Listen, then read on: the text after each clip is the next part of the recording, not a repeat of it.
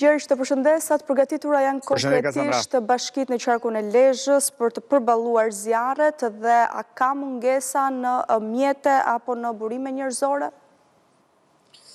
Në fakt, ky ishte edhe pjesë e takimit që u zhvillua me pikërisht edhe me mbrojtjen civile, me Agjencinë Kombëtare të Mbrojtjes Civile, ku diskutua të gjithë situata, jo vetëm në marrjen e masave, por mbi të gjitha për atë çfarë bashkitë duhet të kryejnë konkretisht. Përtej atyre planeve që janë hartuar deri me tani në këtë takim ku ishte i pranishëm edhe drejtori i përgjithshëm i Agjencisë Kombëtare të Mbrojtjes Civile, zoti Hagi Qaku, u vendos thekse pikërisht tek ajo çfarë bashkitë kanë për detyrim të kryejnë që lidhet pikërisht me përdorimin e fondeve të kushtëzuara që vijnë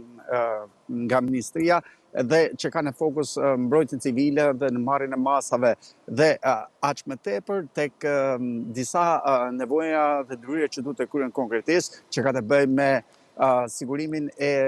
vullnetarëve të kontraktuar nga bashkitë në mënyrë që të parandalojnë në mënyrë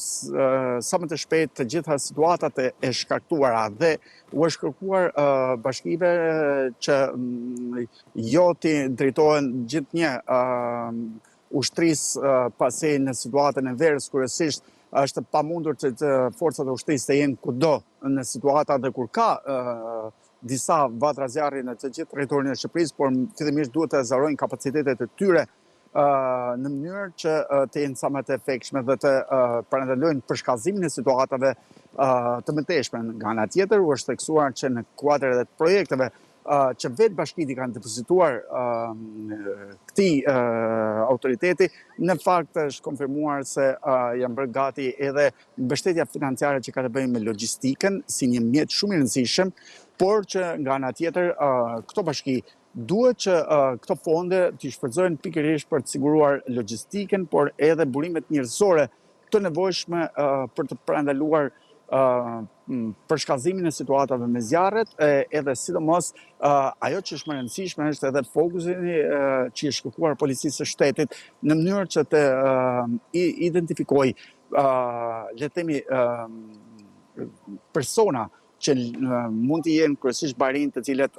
jo në pak raste djegun sipërfaqe pyjore për të hapur kullota dhe duke i mbajtur në mbikëqyrje dhe duke monitoruar mund të ulet edhe numri i këtyre vatrave të zjarrit, por sigurisht të shmanget edhe përkeqësimi i mëtejshëm i situatës. Por që është një angazhim që sigurisht ka filluar të ndërmerret e në të tre bashkitë e qarkut të Lezhës, por që edhe në atë çfarë u kërkua nga prefekti i Lezhës është një koordinim shumë efikas mes të gjitha institucioneve në mënyrë që